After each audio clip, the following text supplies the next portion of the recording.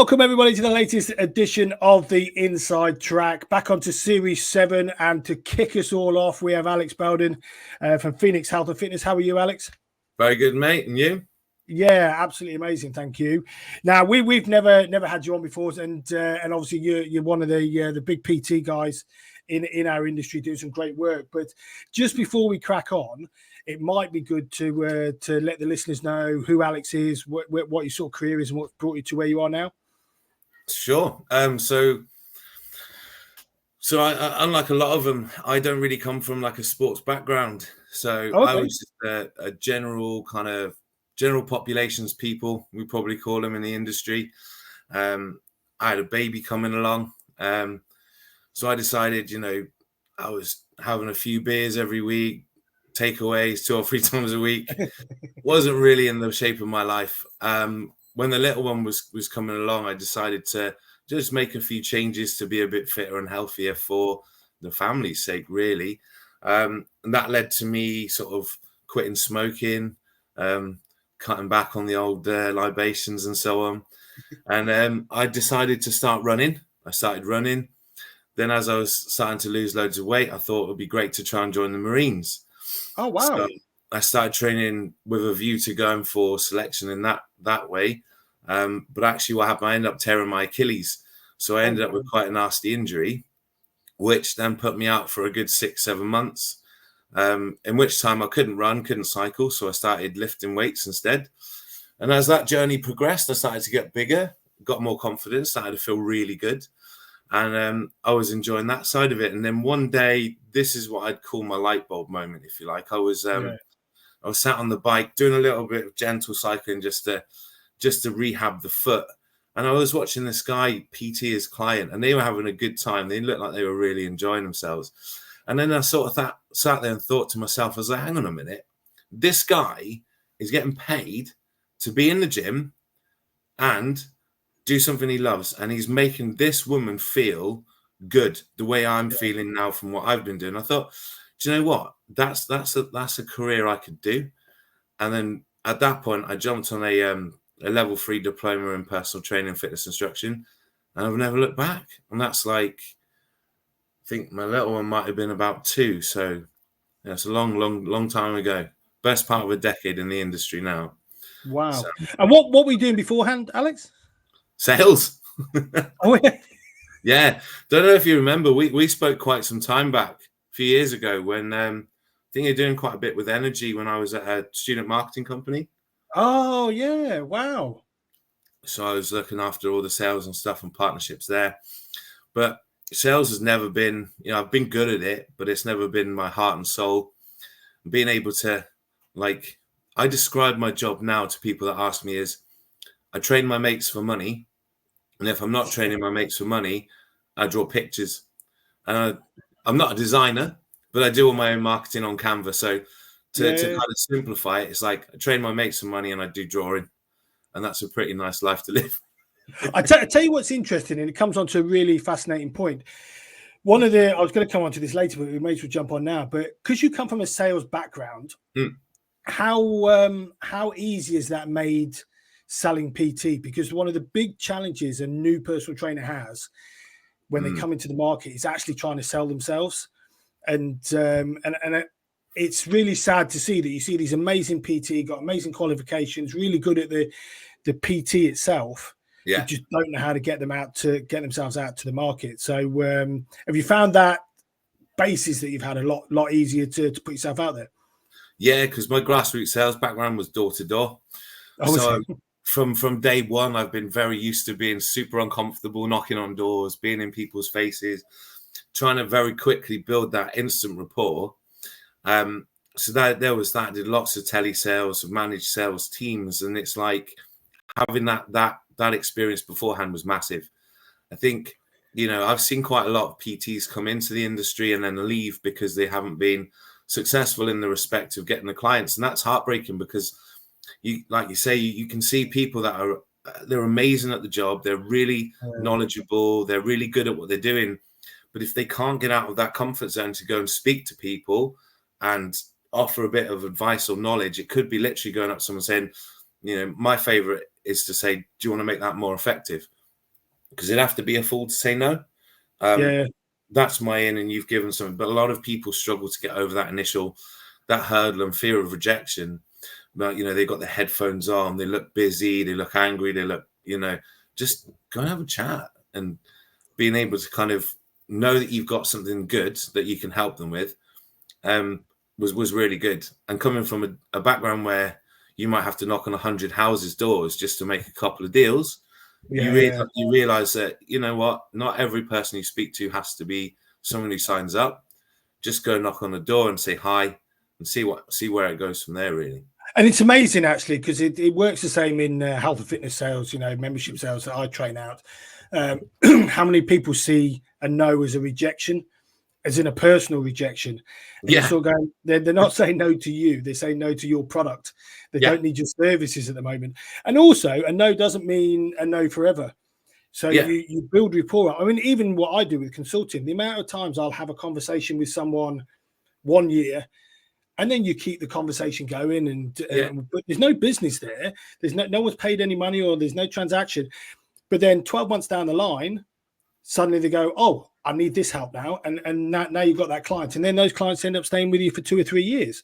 And you're sort of going, well, if I'd have just accepted it as a no and not kept the rapport going and that conversation, we'd have suddenly been in a I wouldn't have that client. And that's what a lot of PTs do. They see that first meeting has to be a sale, and it's not. Especially personal training, because you've got to build that rapport. I don't know what you think about it, but when I was doing PT was never or rarely about the skill set. It was about, and you mentioned this earlier, you saw that person having a great time with their instructor. Yeah. That's what it's about. Yes, they're going to get fit by doing that. But it doesn't matter how many skills you've got, or I can get you great technique and everything else. Now, unless they're a bodybuilder, that great technique really isn't the biggest thing in there. They want to have fun and they want to achieve their goals. Now, how do we get there? And that's what it's all about. Absolutely agree. If you enjoy the journey, the results come as a side effect. 100%. I'm really close friends with a guy called Steve Harrison. I don't know whether you know Steve, but he used to work with me at Fitness Space, and he used to go in and do the PT coaching. And one of the first things he used to say to everyone, and I tell loads of people this: personal training is a spectator sport. So, and I was like, yeah, you're right. Because to sell yourself, so you're delivering that session for that person, they're achieving results, brilliant. But in order to sell yourself then to the whole gym floor, you've got to look like you're having fun. And that's clearly what that personal trainer was doing when you were training. You know what I mean? You just looked at that and went, absolutely, wow, that's what I want to do. And that's where it comes in. You've got to be able to make it, yes, you're training that one client, but you've also got to make it so when people look at it, they go, do you know what? I need to train with that guy. Yeah, 100%. It's like, I'm lucky because I'm in a position now where I can be selective over who I take on. Yeah. In the beginning, you have to kind of just take the business that comes your way. But now it's like they have to be a very good fit for me personally and like for the business as well. So I look at it now as like every hour of every day I've got 6 people in after this. And I'm looking forward to every single one of those hours. And I'm going to be finished at 7. So it's quite a long day. Some days I can have 8. But if every single one of those hours feels like it's only 10 minutes, you're absolutely winning. And then you look at your watch, you think, bloody hell, it's fucking 4 o'clock already. And I think, I haven't even eaten yet. I need to grab a snack. But what a way to live your life, though, if you find a passion that's like that. I mean, I'll admit, PT, I enjoyed it because I'm a personal person, but I didn't enjoy it as much as I enjoy the job I do now, hence the reason my shift over. Yeah. But having that passion to go in every day and do that is incredible. So just on that point then, Alex, in terms of someone new coming into the industry who's looking to take up PT, what would you say they need to be looking out for in terms of for themselves? What do they need to be, and what do they need to sort of get from it to make a good personal trainer? Just go and make friends. That's probably the simplest way to put it. I've worked in commercial gyms with 6,000 members. I'm in an independently owned franchise now, And the goal for me has always been, I just go in there to make friends. You say hello to a few people every day, and the next time you see them, you remember their name. And then you say, oh, what are you doing today? Oh, training legs. Cool. The next time you see them, you're like, how are your legs? You start to build that thing. Just build relationships. The business comes later, because you can't sell anything to someone who doesn't know you. And you certainly can't sell anything to someone who doesn't trust you. That's the biggest thing. We were always taught when we did membership sales, it's all about massive rapport was the thing. Steve Jensen's training that. But the first thing you're doing is trying to build rapport. You're not asking what their goals are. The first sort of 10 minutes of that conversation is all about rapport building, because if they don't trust you, they ain't buying. It's as simple as that. And the thing is as well, personal training is not a cheap product. Luxury. 100%. It's not a £40 a month membership that you can sort of get away with just having a flick around the gym, and if they like the gym, they'll join. Personal training really is an investment into the health, because they're paying for the gym membership, and then they're paying for PT, which I can imagine yours is 40-50 quid a session, if not more. You know what I mean? It's a good investment. So if they don't trust you, they're not buying from you. If they don't like your personality, they're not buying. And I think the same applies to you. Like you say, you pick and choose now. And I think it's a great position to be in. Absolutely, that is. Definitely. But also that's important for you, because if you don't get on with that person, or if they're not achieving their goals because you're not motivated, and you knew that from the outset, then it doesn't look good on you either, because obviously they're a walking banner for you, basically. Oh yeah, 100%. So it's oh, go on. No, I was just going to say on that one, it's just if you're really enjoying it, they're getting everything out of you. And if you're getting along and they're enjoying it, you're getting everything out of them. So it's very much a two-way street. Absolutely. Sorry, my little man's around. He's knocking around somewhere. Yeah, he's. I can't leave him downstairs with the dog. Anyway, just so in terms of, so this is really important actually, because we're talking about sales and marketing, and obviously you're prolific on social media, and you're really good at getting yourself out. What's the keys to that? Is it in terms of making sure you're ever present and you're getting your message out there? Well, that's a very good question. I don't think I'm the best one to answer that. Well, it's clearly working. I mean, what you got 14,000 followers on LinkedIn. I can't remember how many on Facebook. Yeah, so I don't know how that happened, to be fair. It's just, I think there are a lot of people out there that are far, far better at social media than I am. But I would engage with people that I like the stuff that they put out as well. Yeah. For me, I schedule things now, because it just takes a lot of the effort away. Set my things up for the week so that it's consistently out there. Because it's like being on the gym floor. If you want to be a successful PT and you're only in the gym 1 hour a week, you're never going to have any clients. People got to see you. You got to turn up. And the same thing for online as well. You know, if you got people that are in a space, whether it be LinkedIn, Facebook, Instagram, TikTok, so on, you need to be there. You need to be present. You need to be consistent. Otherwise, they'll see one of your posts and then they won't ever think about you again. If they see you 2-3 times a week, you know, whatever it is, as long as it's got your name on it, you'll become a more familiar kind of brand almost, if you like. Absolutely. And the one thing I like about your post as well is you're quite happy to be honest. And I think that's really important. The amount of, it's harder for a club to do that, obviously. As an individual, it's far easier. Obviously, you've seen my posts. I'm more than happy to be honest. But I think the thing is that makes you come across as genuine, especially as a personal trainer. If you want to call something out, as long as you do it professionally and reasons why, and you've got a good argument, I think it's really important to do that, because people are looking for people like them.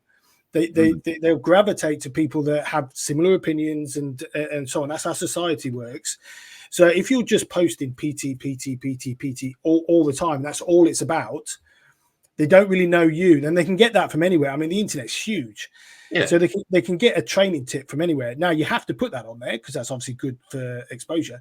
But it's also good to have those opinions and say what you feel.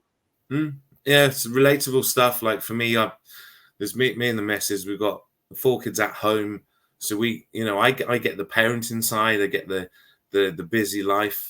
She works for a company that does insourcing. She's very busy as a service manager and that. So she's not got loads of time. We still have to juggle her work, my business around the kids. So I've also fallen into a niche where I help parents. in particular mums who are anxious in the gym, because I say I'm a bit of a clown in there, really, because it's just I just like to have fun. There's a gym, it can be intimidating, but it can also be a really fun place to be. So being relatable in that respect is massive for me. I think it's important as well, especially if you look at a lot of the gyms now. If you're not really a gym bunny and you're going into them with a heavyweights kit, and it can, I mean, I can get intimidated going into some clubs. If I go into like an Ultraflex or something like that, and I've trained since I was 17, 18, I'm like, I'm not obviously a big guy. I'm more general training is probably the best way to put it. But you walk into a club like, and you're like, wow. So you can imagine if someone hasn't trained at all in their life, or very rarely done a few classes, it can be a really intimidating place. And I think that's where personality comes over tech and equipment and stuff like that. 100%. I quite often do things like, there's a little exercise I'll go through. Somebody comes in and they are really particularly nervous or anxious. I'll stop somewhere quite busy and I'll go look around and see if you can make eye contact with one person, because the likelihood is they're coming in thinking, they're going to be staring at me. They're going to be watching me. Am I doing something wrong? Am I overweight? Do I not look like I belong?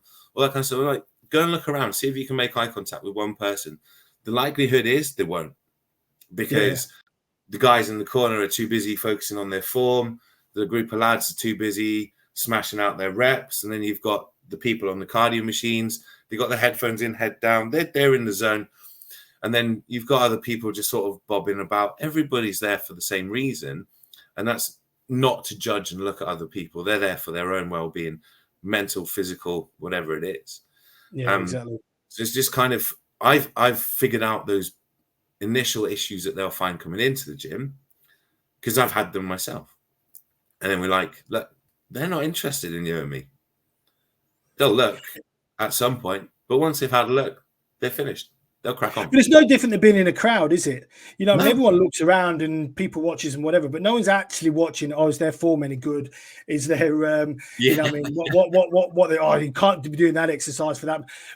I mean, you'll get the odd person in the gym that likes to do that, but it's very rare. Most people are just in there doing their own thing. And to be honest, if they do make conversation, it's about something completely different. The amount of friends I've met in the gym, you know, I don't know. What one bloke was from Canada, and we got talking and talking about his visa and all sorts of stuff. It wasn't about training at all, and that's just, I mean, my son hates it because I'll go in there and I'll just chat to anybody, as you can imagine, where he's got happy headphones in, just do his own thing, not make eye contact. But it's funny. Most people don't care what you're doing, and that's a really, and it's a very clever technique actually, because I can imagine most of them just go, oh, actually. And it drops that anxiety level down massively quite quickly. Yeah, it's a big one. The main issue most people have when they're new is worrying about what other people think. And I can't remember where I saw this quote, but it was like it was somebody had posted, the sooner you realize that what other people think of you is meaningless, because they're too concerned with what you think of them as well. So everybody right in the same boat. Like, they're worried about what you think of them. You're worried about what they think of you. Forget it.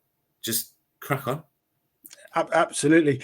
And it's an interesting point you talk about that, because everything you talk about is personality and getting to know someone and rapport and so on.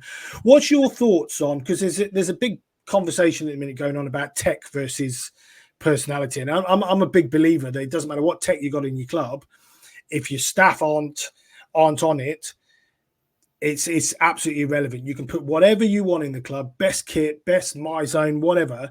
But if the staff aren't on it, one, to engage with the kit to start off with, but secondly, if they're not on it with the members won't buy into that technology anyway. I don't know how much technology you use in your sessions, and what your thoughts are on that. Well, you know, I'm old school. I'm long in the tooth in some respects in the game. I bring a broom handle to the gym. Not broomstick. Sweep them up afterwards. Yeah, I mean, it's great for stability if you've got someone doing something that's going to get them off balance, but also used for hinge movements so they can get that form right in their deadlift, Romanian deadlift, and so on. Tech is great, but again, it's what you do with it and how you interact with it. And if you've got a club that's just got virtual spin instructors, virtual HIIT classes, and all of the above, you'll also restrict the kind of people that come, because a lot of people come for their instructor or for their PT. And I think, and that's why group training works really well. I know obviously you're mainly on PT, but that's why group clubs with a really active and strong group training timetable tend to have a lot lower attrition, because people are turning up for the instructor, turning up for the people in the class, and they're more likely to turn up regularly. Yeah, I can remember even years and years ago when I was just the gym member, and we all came to this class. We used to do grit, Les Mills grit. Oh, yeah. We come for Sean, and Sean was he was the guy that I saw in the gym with his client, and that made me think I could do that. Oh, okay. And he was always at the front. He was always having a laugh. He'd do silly dances and stuff. And I'm like, his personality was very similar to mine, because I didn't take myself very seriously. And you get there, and on the day, and it'd be like, oh, sorry guys, the instructor's not here today. It's somebody else. And you could see there was like a little bit of a, yeah, they've come for that guy. The class will still go ahead because you've got your little community, little group of people that know each other. But there was that element of the instructor, and people come for that, don't they? And people don't get personality out of a screen. No, exactly. And I just think, I mean, it's really interesting. I work with U-Box at the moment, and their program is about having screens, and you follow the screen around the circuit. But what they've done is, to make it better, is you always have a coach on the floor. So it's almost going, I'm going to follow this program, but I've got the coach training me and motivating me. So you still got that feel of a class and or a personal trainer, but you've got the but it means, because you've got it on the screen, you're able to move between the clients, which I think is quite, when some of them it's just the screen. You walk in, it's just the screen, you follow the screen, and to me that's sort of going, it's great tech, and yeah, it works and everything else, but that instructor makes the class. Doesn't matter how good their program is on the instructor makes the class. And thankfully they've got some great instructors, but it does, if you took that instructor out, that wouldn't be a business at all, really. It's it wouldn't be the same thing. Definitely. A club thrives on good instructors, I think. Oh, absolutely. So in terms of what would you say is average versus awesome? Now, obviously you're in the awesome category because you're full, you're doing some great work. Too kind. No, well, I'm only saying the truth with what you're delivering. But in terms of the difference between a PT that's really making it like yourself and someone who's probably struggling on the gym floor, sort of not really got the clients, what would you say is a big difference between the two? The PT who puts the time in the beginning. So the reason why I've seen other people not be successful is they'll come in, they'll do a bit, maybe train. They might have a couple of chats with people in the club, staff, friends that they know, but they're not venturing out into the unknown, talking to people that they haven't spoken to before. The biggest thing is, oh, there's mine now. Hello. Biggest thing is, I'd say, is being present and having lots of conversations. Like I say, speaking to people, just building rapport, building relationships, making friends. They will come to you when they're ready, and then once you know those people, you can watch them in the gym. You see them doing something, you say, oh, you want to make that better? Because they're not going to say no, because no one wants to be less effective, do they? So being present and understanding it's a front-loaded investment of time. You're going to have to be working full-time before you get full-time clients. 100%. Yeah, exactly. And are you a big believer in offering free trials to people, or doing the inductions for clubs? Massive. That I offer everybody a free trial, regardless of whether they want to sign up or not, because it gives you two things. It gives you the opportunity to make sure that they're having a better experience in the club, and Absolutely. That only reinforces your relationship with the club owners and the club itself. And secondly, people see you. It's more visibility, so it gets you more eyes on you, which is exactly what you need. And third, if at the end of it they do want to sign up, you can choose whether you want to take them on or not. I think the great thing about it is because I speak to PTs when I go into clubs and whatever, and sort of going, well, okay, you guys going to help out with the inductions? No, they've got a gym team to do that. And you sit there going, you've got a new client in here who's desperate to achieve their goals, Mm. and you're happy just to pass it over to the instructors to write them. And don't get me wrong, the instructors do a great job, and they'll write them a program and they'll follow it up. But you just think it's that moment when someone's come in, they're excited and nervous, and they want to get going, they want to achieve their goals. That's the time to. What you don't want to do is try then sell to that person when they're already hitting their goals, because they're like, well, they wrote me a program, I'm achieving my goals. Why do I need you now? And you can potentially sell to them, but it's a far harder sell to push that guy to the next level than it is a beginner who's coming in who just needs to get that start and get going. So it always amazes me how PTs almost go, no, it's not my job. It's mind-boggling. My only question to that PT would be, why not? Are you full? Are you at capacity, max capacity? Because if they're not, then they either don't want to earn more money, or they're just not that hungry for success. Someone came in, so we had a guy come in to the gym the other day actually, and he'd been in a couple of other gyms I found after speaking to him. But he came in asking about a day pass, and I was like, look, I'm self-employed. I'll go and get you the gym manager. They'll sort you out. He came in and he was like, I don't know what to do. He's looking around. It's all hammer strength kit. So it's all plate loaded with shiny dumbbells. For somebody who's coming in off the street looking around, it's going to be a lot. So I said to him, well, what do you want to do? What's your goal? What are you working for? Why are you here? He's like, I want to join the army. I'm like, okay, cool. So he wants to get stronger. He wants to get fit. And I was like, what have we done before? So we've done a bit of this, bit of that. I was like, right, well, I've got an hour. I've got nobody in now. So do you want me to just come around with you and do an hour? Like, why would you not take that opportunity? He may never sign up with me. And to be fair, at the end of it, disposable income wise, I don't know if he's going to be a viable potential candidate for personal training. However, he's just had an hour of value. He knows how to use the kit. He's more likely to stay in the gym. And he's also more likely to tell other people. He's going to say nice things about me. Yeah. Absolutely. So he's gone into a gym for a day pass. Yep. He's ended up having a personal trainer training for an hour, and he's walking out going, oh my God, what sort of service is that? So the club gets a huge benefit from it. So they're thinking, Alex, you're amazing, because potentially you just sold a membership into the club. Yeah. But obviously he's going home and telling his wife, telling his whoever that they've just had this amazing session. And I just think it's bonkers that people wouldn't take that opportunity if you've got the time. They're just lazy. If they're passing up opportunities, I don't get it.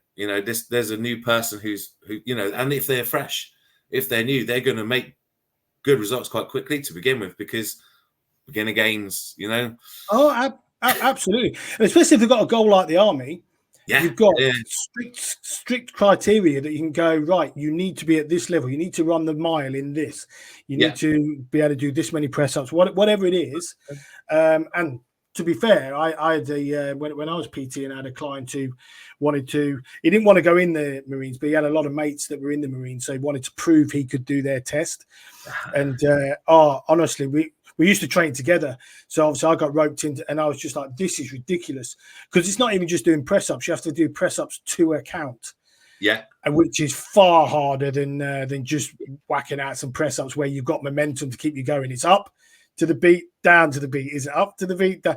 And it's so hard. It's like doing the bleep test with push-ups. It's not it's not easy at all. So it's one of the biggest things I say to new PTs, or any PT that isn't at capacity.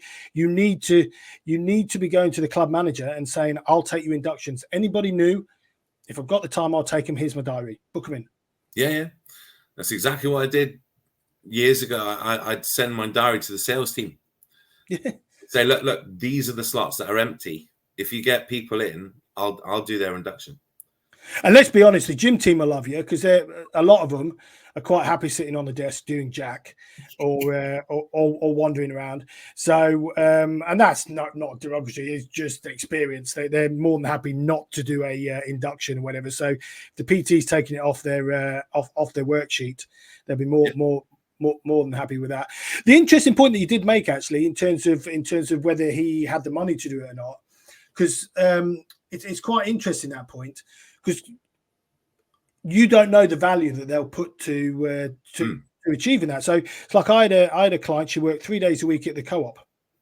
That's all she worked, but she had 2 personal training sessions a week. So she was paying 70 quid a week at the time. Nice. And she was probably only earning that amount, a little bit more. So she was working to pay me. And you still go. So when she first came to me, I was like, I'm not. And I just got it out of my head that it all comes down to what they put the value on achieving that goal. Her sister had a heart attack and all that. And she said, no, I want to achieve this. 60-year-old lady just wanted to be healthy. She really put the value on it.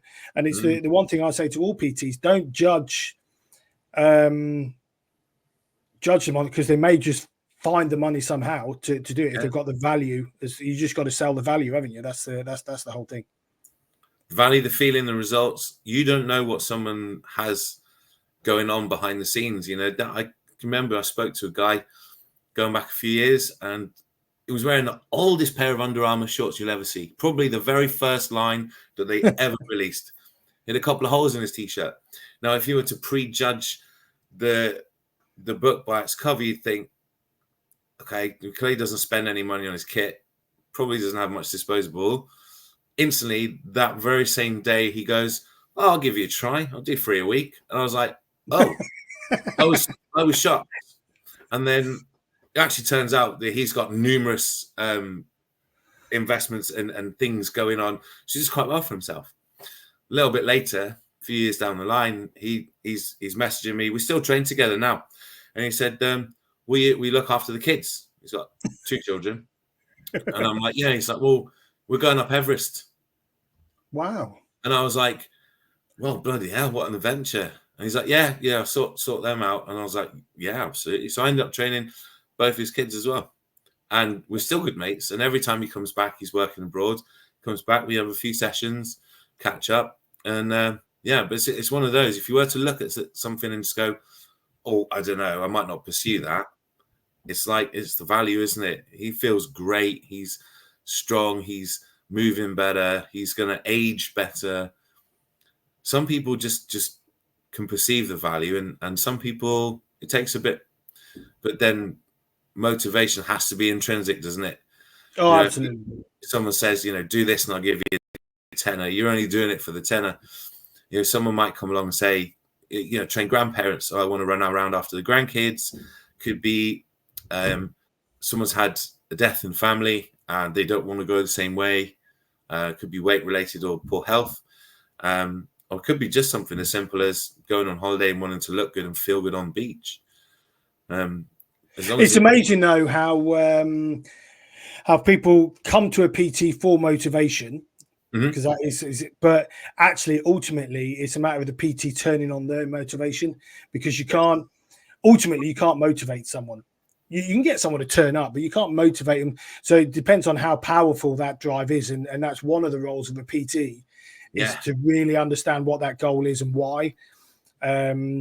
I mean, we talk about it in membership sales and stuff like that. Understand a goal, why, and it's easy to sell. But I think it's even more important from a PT, because in order to get results, you've got to make sure that when they leave you, they're not going and eating loads of crap and not doing anything else. You know what I mean? I'll train once a week with Alex, and I'll suddenly have this super bod, or I'll be fit to climb Everest.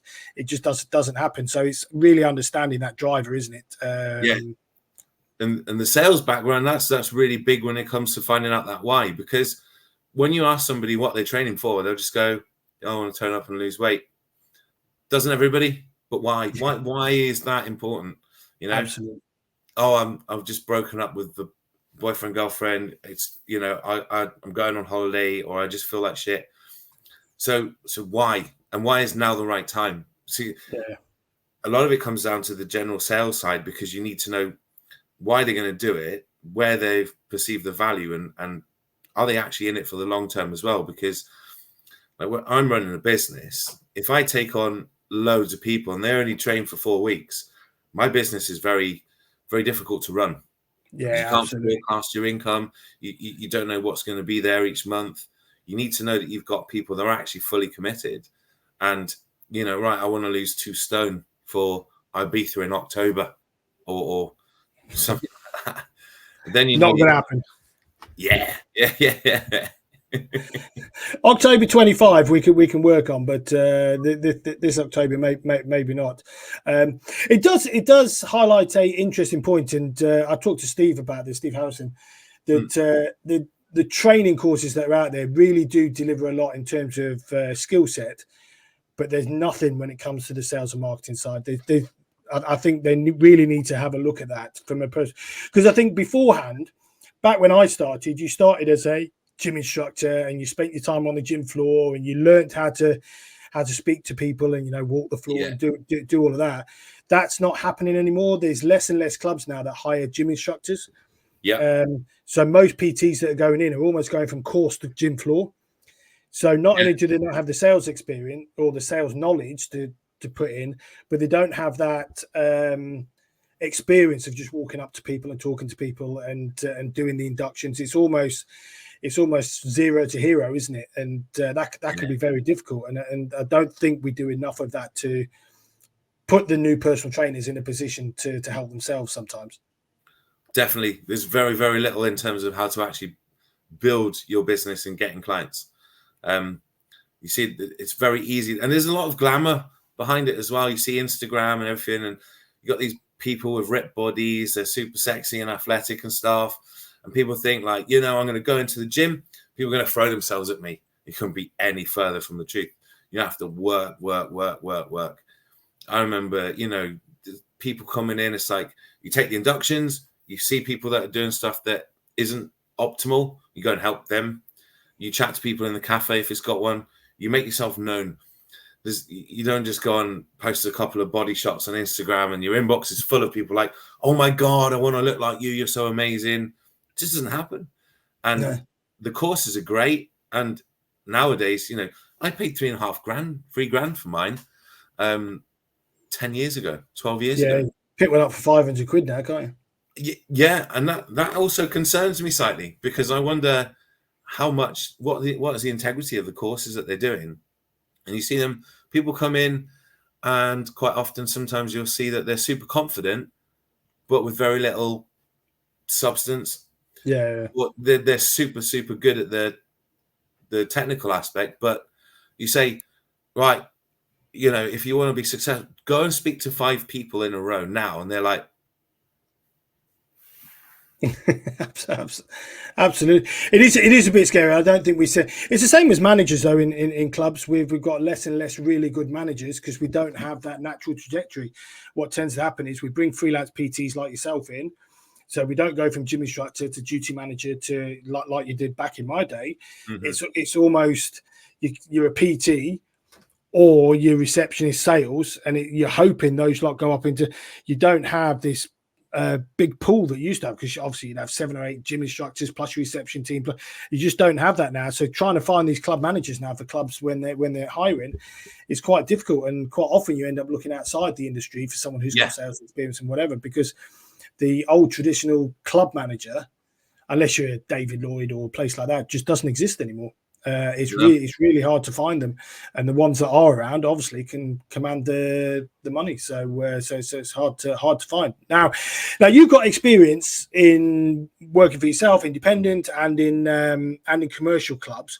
What would you say is the big difference? I mean, obviously, I know you're really happy at the Foundry at the minute. They are a great bunch of clubs. I think we had your club owner on the podcast in the very first series. Do you have Ross? Yes, I think it is. Yeah. I'm sure it's Ross that was on the very first series, and I like the clubs. They're really nice. But what's the big difference of working with, say, those guys as an independent, and then working with the big commercial clubs where you've worked? Well, when you've got if you've got an owner club, haven't you? So to give and to use Ross as an example, then he loves it. He's in it for the fitness. He's in it for helping people. He's really like involved. It's not just a case of like, commercial gyms are about numbers and KPIs and doing things by the way that it's been instructed. You've got clubs that are losing because they're not listening to their members. They're not taking care of the people that make the business happen. I remember being in a big commercial, and there was like 6,000 members, but I'd teach a couple of spins a week. And day in, day out, it's like, oh, spikes are shit, this and this and this. They need to invest. And then you'd see the club and they'd be, the head office would be saying, oh, we're going to invest. We're going to put new flooring down here and we're going to put a couple of benches and some new dumbbells. It's like, yeah, but that's not what your members want. They don't want that. You've got these people, they're your bread and butter. They come for their classes. They make up a huge amount of those people coming in. So a lot of commercials lose that personal touch. They don't have eyes on the ground. They're not in amongst it. They're not getting their hands dirty. Someone like Ross at Foundry, he's on it. You know, he asks his members what they want. He looks after his PTs. You know, when I was paying 650 quid a month rent, which is a fair overhead, I literally got nothing. I remember even going down and asking the sales team, can you print my poster? I did a new poster. I want to put it up on the PT board. No, we can't print for PTs. I was like, so what am I getting for my 650? Yeah, I mean, you get your rent, but I pay my own insurance. I do my own qualifications. I've invested another 5K in life coaching and level 4 and 2 level 5 nutritions. So I'm constantly pouring money into my business and me. And you go and ask for an A4 color printed paper, and you're like, fine, you know. Whereas someone like Foundry, Ross they've got it right. I don't pay rent, I pay membership. Oh, okay. I am so on it because I've brought numerous clients to Foundry just from my social media and stuff because they've seen it, and I've gone in and, you know, you are their sales team. That's the big thing, though, and I find this. Obviously, most of my clients are independent or franchises, and I do find, and I've worked for Homes Place, Marriott, Fitness First, so I've seen it from the commercial side as well. Yeah. And what you tend to find is you're a number at a commercial, so they need to bring in their budget. I don't know, it might be $3,000 a month in terms of personal trainer. Great, we need 5 trainers. That's how they work. They're not thinking about the wider aspect of going, even if you had to pay that money, you should still be part of the team. You should still be seen as part of. Now, I know for tax purposes and all that sort of stuff, they can't give you a uniform and they can't give you a holiday and all that. That's fine, but you still should be part of the setup. Yeah. So you want to then deliver a service to their members, like you say. You'll go up and talk to them. Now, if you're not getting anything back from the club or you don't feel part of it, you're not going to go that extra mile to help that member in the changing room if something's not right. You're just going to, I'll go get a manager for you. Well, you could just easily go, yeah, this is what you do, and sort it out. So you don't get that buy-in. And there's a real disconnect in a lot of these commercial clubs because it's all about the money for the club. And the poor old PT's going, I've got to sell 20 PT sessions or whatever a month, or 15 just to pay that rent, and then it doesn't work. And then when it falls, obviously nobody wins. Yeah. I mean, you know, I'm a lot more motivated to do stuff for the club as well, because they make you feel like you're part of the team and the family. They look after you. If I post on my stories, it gets reshared onto theirs.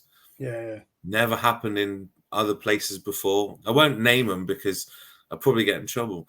But, you know, there's big commercials and it's like, I've done a post and it's promoting people feeling good, achieving their goals. You'd have thought the clubs would want to jump on that and smash it out everywhere.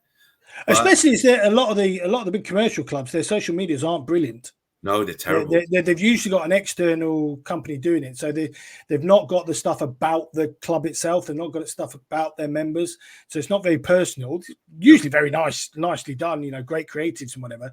But they don't tend to be community-based or personal about the members, what they've achieved. So you'd think getting someone like you is getting great results from members and posting that and absolutely, we're going to steal that. It doesn't have to be every day, but you'd steal it. You go, absolutely, I'm sharing that now because that's our member smashing it out of the park, which makes us look great.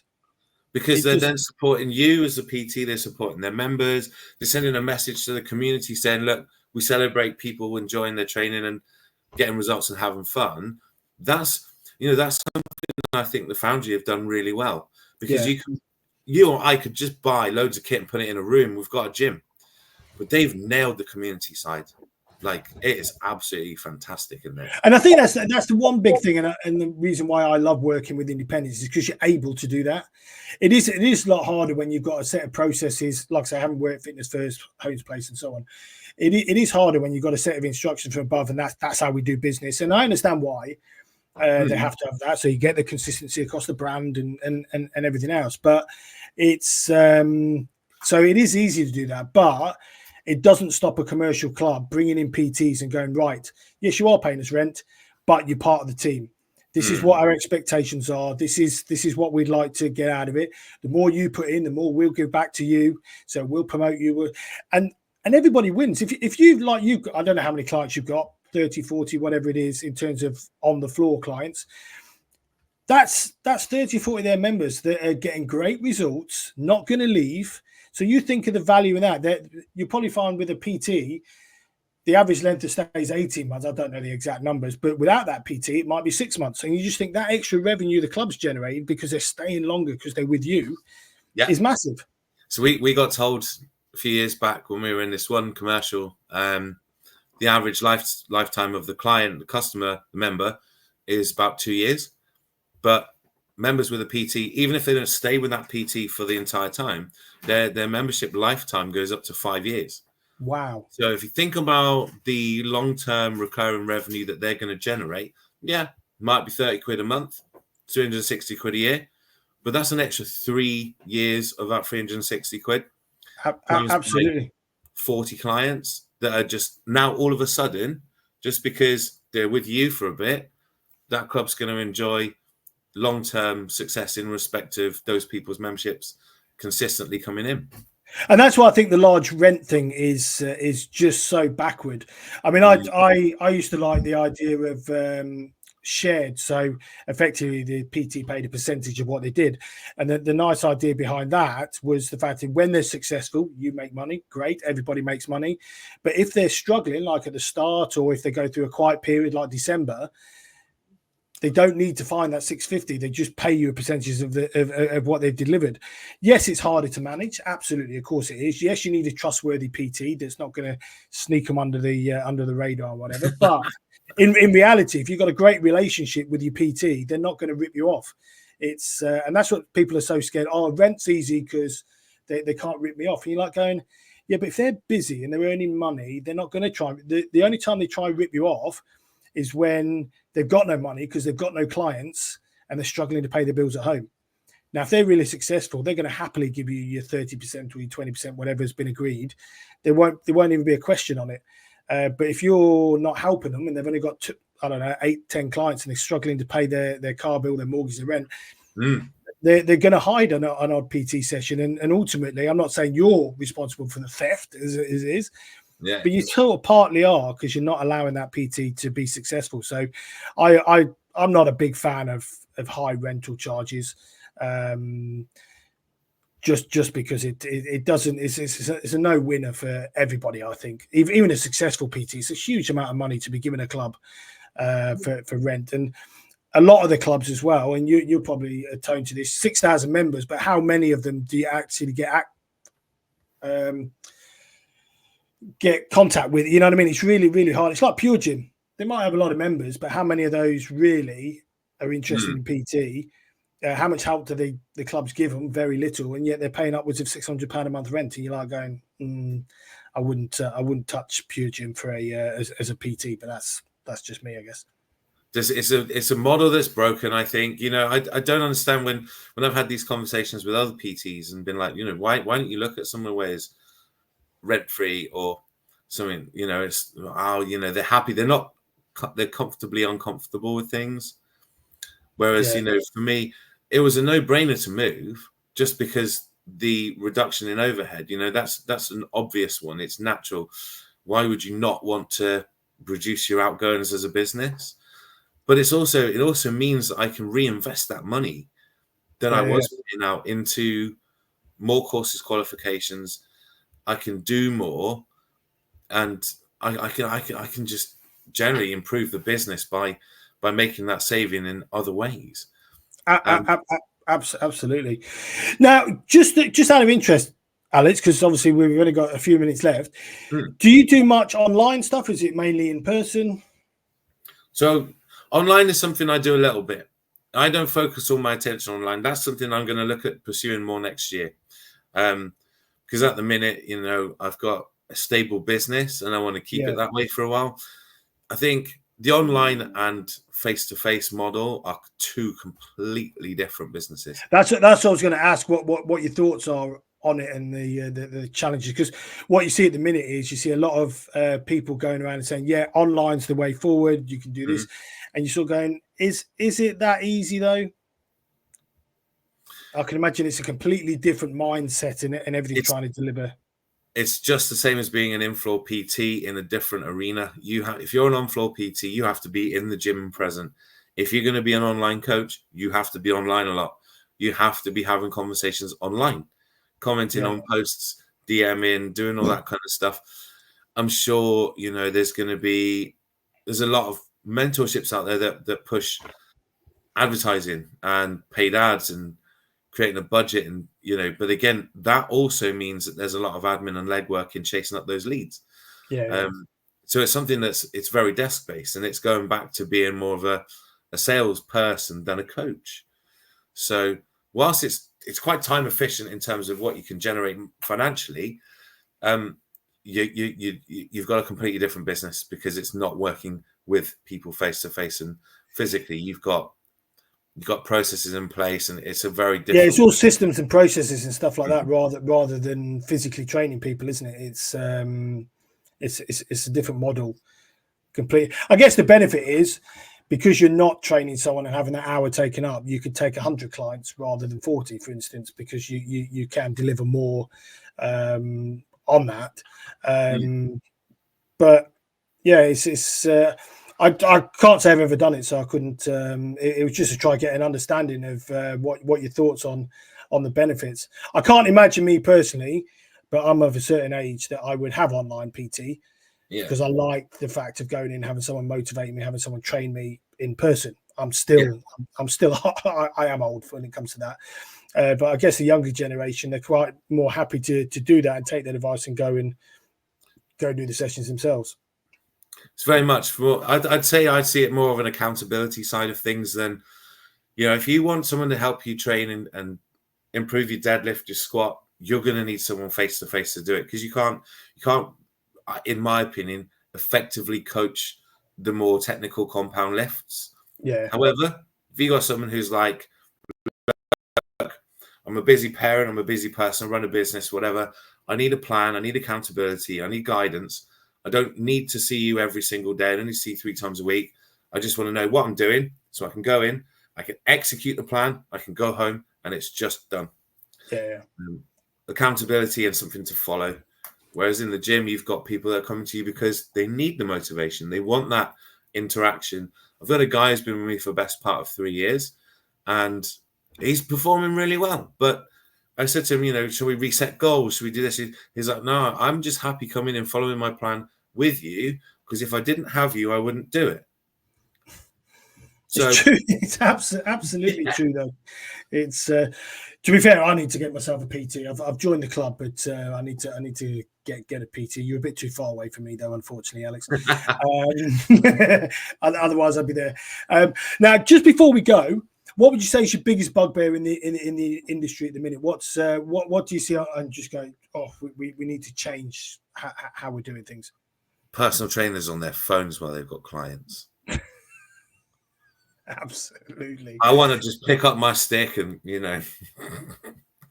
Do you know what used to make me laugh? I used to be a member of David Lloyd in Nottingham years ago, right? And their PTs, it was a bit like being a tennis coach. You were the women loved you. You know what I mean? They all had that, and so they'd spend their whole time training someone. So the person would be in front of them, they'd be looking around the gym, scanning the women that were, and you just can't do that.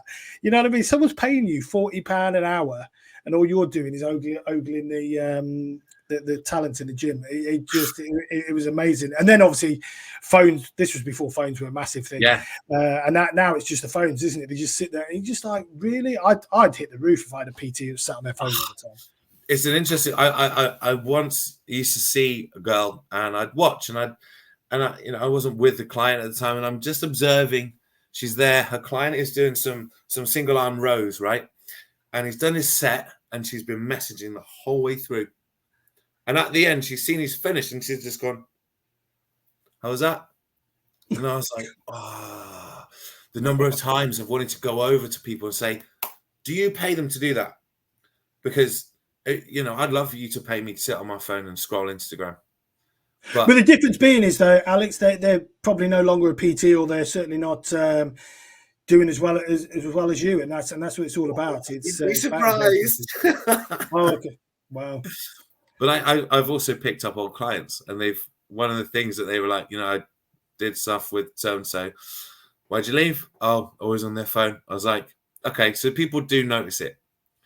Absolutely. And when you come back to it being a spectator sport, people are noticing it in the gym as well. I mean, I spotted those PTs at David Lloyd straight off. Now, maybe that's because I worked in the industry anyway, so I was more attuned to it, but it wasn't hard to see what they were up to. And you sort of going, I mean, to be fair, that whole team had quite a bad reputation for that sort of thing, but dating the members and whatever, but it was still not, it wasn't appropriate when someone's paying. Now we've got a couple of minutes left. Any last bit of inspiration you want to give to people who are thinking of being a PT or are currently out there a little bit struggling? If you want to be a PT, get some business knowledge behind you as well. Learn about income and outgoings. Choose the hours you want to work and work them relentlessly, because if you want to work 9 to 5, you need to be in the gym 9 to 5. If you're in there prospecting at 7 o'clock at night, you're going to pick up clients outside the hours you want to work. And the biggest thing is just, be yourself and have conversations to make friends. If you go in and you're trying to sell to everybody, you stink of sales and it's repulsive. If you go in and you just try and get to know people and you say, have little conversations along the way, they'll be your clients in no time. Absolutely. I say that to gyms. Don't send out an offer to a client who's been in your club for 6 months if you've never sent them anything else. If they joined and then they've had no other communication, then you suddenly send them a PT offer, 10% off, 20%. That's not going to get a reaction, because all they're going to see is that's sales. It may as well just be a random company sending it to them. You've got to engage with, whether that's telephone calls, automated emails, automated text message, whatever it is. You've got to have a client journey so that when you do want to send a Black Friday offer or whatever it is that you want to send out, they see it as a normal email. It's just, oh, fine, I'm not being sold to. It's just they're sending it, and it will get a far bigger reaction. But so many clubs, they get desperate. We need sales.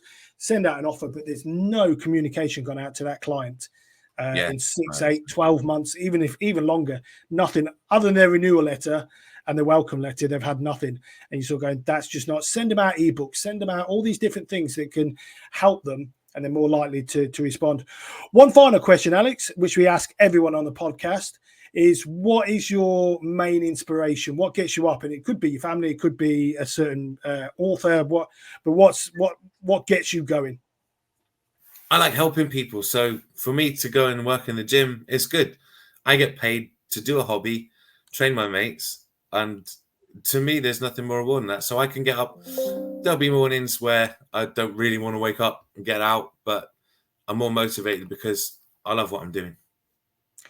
Absolutely, and I think that's a really great place to end it, Alex. I mean, you can hear your enthusiasm coming through for PT, and I know there's some great PTs out there like you. And I think if people are looking to be a PT or currently and things aren't working, I think they need to start looking at how the successful ones like you are doing it. And it's not about relentless selling and smashing it. It's about personality, getting to know people, and actually being present. So that's a huge message to come through. So I really appreciate your time this morning, and look forward to seeing your success go even further forward. Thanks very much, right? It's been good to catch up.